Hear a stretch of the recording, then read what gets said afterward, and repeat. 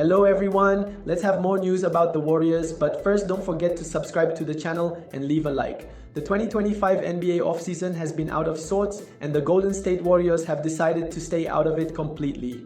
The Warriors are the only team in the NBA that has not made a move this offseason, but that is expected to change soon. After the news that Bradley Beal is deciding to sign with the LA Clippers, the Warriors reportedly have a couple of other moves lined up. The Warriors are openly pursuing a pair of veterans in free agency, Al Horford and DeAnthony Melton. NBA insider Mark Stein recently joined 95.7 The Game's Willard and Dibs to talk about Golden State's free agency targets. My expectation is that one way or another, the Warriors are going to end up with both Al Horford and DeAnthony Melton on their roster, Stein said. Stein has previously reported that the Warriors are a strong contender to sign Melton in free agency as well as Horford. Melton played just 6 games for Golden State last season before suffering a season-ending ACL sprain and is now on the open market. The 27-year-old guard played 3 years with the Memphis Grizzlies prior to his recent stints with the Warriors and Philadelphia 76ers. In those 3 years in Memphis, Melton averaged 9.3 points, 3.8 rebounds, 2.7 assists, and 1.3 steals per game. Melton was expected to be a key addition for Golden State when they signed him last offseason, as he averaged 10.3 points in 20.2 minutes per game through 6 appearances. With few other reported free agency targets for the Warriors, they are likely confident in bringing back Melton to help their guard depth. The New Orleans Pelicans recently signed Kevin Looney to a 2-year, $16 million contract, joining a front court that features Yves Missi, Derek Queen, Zion Williamson, and more. It was an interesting decision for the Pelicans to hand Looney a contract of that size, especially when it looked like playing time may not be guaranteed for him. Looney had previously spent all 10 years of his NBA career with the Golden State Warriors, winning 3 championships in the Bay. He was upset with how inconsistent his playing time was, especially in the playoffs when they were getting dominated on the glass by the Houston Rockets. Joe DeMars, the new general manager for the New Orleans Pelicans, sat down with Mark J. Spears for an interview where he talked about the addition of Looney, thinking it's exactly what the team needs. I thought that Kevin Looney was the perfect guy for a team full of guys who were 25, 26 years old, DeMars said. The thing about Looney also was he's 29 years old, but he has a ton of experience. He's a veteran, high-caliber pro. I thought the perfect guy to be in this locker room every day is a guy like Looney. Looney is the oldest player on the roster, beating DeJounte Murray out by 8 months, but that championship experience will be invaluable to the locker room. This is a very young team, featuring 7 players on standard NBA contracts who are 25 years old or younger. Having Looney as a vet in a locker room where most of them haven't even made the playoffs will be ideal. It has been an extremely quiet offseason for the Golden State Warriors, but one former NBA All-Star has predicted that they could make real noise if they retain one of their young wings. Baron Davis recently spoke about the Warriors' summer on Podcast P with Paul George and highlighted the importance of Jonathan Kuminga's situation. If Kuminga is first team all-defense, everything else gonna be cool, Davis said. Kuminga is a restricted free agent and has yet to reach an agreement with Golden State. Questions surrounding the 22-year-old's fit and progression. In a packed Western Conference, the Warriors are searching for the right supporting cast to accompany Stephen Curry, Jimmy Butler, and Draymond Green. Golden State fell to the Minnesota Timberwolves in the second round of the NBA playoffs. Curry suffered a left hamstring strain in Game 1, and it became clear that the Warriors did not have enough firepower to win the series. The Warriors have not made a move yet this offseason because a lot of what they're going to do or trying to do hinges on Kuminga's restricted free agency, ESPN NBA insider Shams Charania said on SiriusXM radio. Does he come back on a deal, or are you signing and trading him? Across 47 games last season, Kuminga averaged 15.3 points, 4.6 rebounds, and 2.2 assists while shooting around 45% from the field. The Goma native has continually made an effort to improve his three-point shooting and other aspects of his game.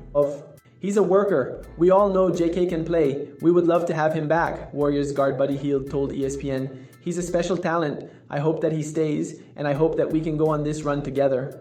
The Warriors are also reportedly linked to veteran center Al Horford. It is not known if general manager Mike Dunleavy Jr. and the front office would want both Kuminga and Horford on the roster, but the 2 players would certainly provide needed depth. Jonathan Kuminga's return to the Golden State Warriors is looking more and more likely by the day, with external suitors seemingly showing less interest in the former 7th overall pick.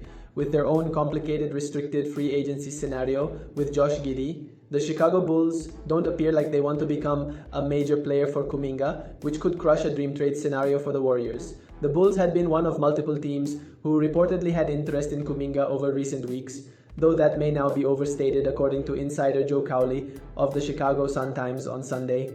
And rumors the Bulls were interested in a sign-and-trade deal for the Warriors' Jonathan Kuminga have quieted substantially, Cowley wrote. Cowley's report might have crushed any hope Golden State fans had of swapping Kuminga for young guard Kobe White, with the 25-year-old seen as an ideal target for the franchise given his $12.9 million deal makes him a realistic option in a world where the Warriors are otherwise severely limited by base year compensation rules. White's name even came up again on the latest episode of the Warriors Plus Minus podcast, with Marcus Thompson II of The Athletic reiterating his wish for Mike Dunleavy Jr. and the front office to get their hands on the Bulls guard. As for White, Golden State could still explore a trade before the start of the season without Kuminga's involvement.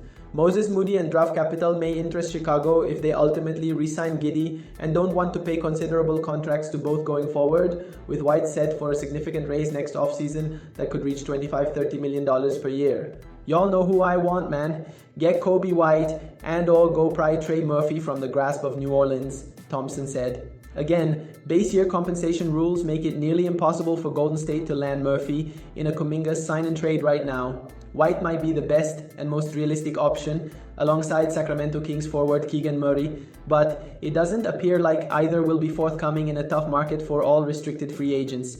It puts the Warriors in a tough situation where they and Kuminga may have no other choice but to reunite on a short-term contract, then potentially reconsider a mid-season trade once the 22-year-old's full salary can count in a deal. After the Golden State Warriors were eliminated from the 2025 NBA playoffs, head coach Steve Kerr made it clear that the team's number one off-season priority was to add a true center, thereby allowing Draymond Green to return to his natural role of power forward. Ever since Kerr made those comments, the Warriors have been linked with numerous centers, specifically veteran big man Al Horford. However, ESPN's Mark Spears reported that Horford had yet to make up his mind on joining the Warriors and was considering retirement as of the second week of July. Fadeaway World proposed a Warriors trade that would help the team pivot from Horford and instead add the younger Jarrett Allen, a former one-time All-Star. It's a deal that reflects the Warriors' shifting priorities, read the article. Horford at 39 would have been a short-term veteran solution, likely a stopgap for a year or two. Allen at 27 offers longevity and interior defense, but at the cost of future cap space. If Golden State believes Allen can be a core piece in their post-Splash Brothers era, this trade may be the smarter play. Allen averaged 13.5 points, 9.7 rebounds, and 0.9 blocks in his fifth season with the Cavaliers. The Texas alum has averaged 12.8 points and 9.2 rebounds through 8 seasons in the NBA. Meanwhile, the Cavaliers, the team with the highest payroll entering the 2026-27 season, can shed some salary off their books and play Evan Mobley at the 5 spot.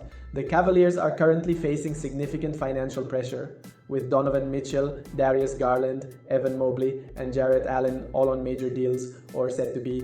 Cleveland is tiptoeing around the punitive second apron introduced in the latest CBA, read the article. Be it Allen or Horford, the Warriors desperately need a new center. In the 5-game series against the Minnesota Timberwolves, Green started at the 5, a ploy that didn't work against a team that relentlessly attacked the paint. Green, an exceptional weak side defender, often covers for his teammates' lapses. However, he could not double up as a rim protector in the playoffs, leading to Golden State's demise. That's precisely why Kerr felt it was unfair on Green to play the 5 spot, a sentiment that the latter felt grateful for after the playoffs. As far as what Steve said, God bless his heart, Green said in response to Kerr's comments via NBC Sports Bay Area. It was real because playing the 5, it's hard, and I'm always down to do it. As you know, like any challenge you throw my way, I'll take on the challenge. But it's hard battling every night guys who outweigh me by 60 to 80 pounds, and they're 4 inches or 5 inches, 7 inches taller than me. It does take a toll,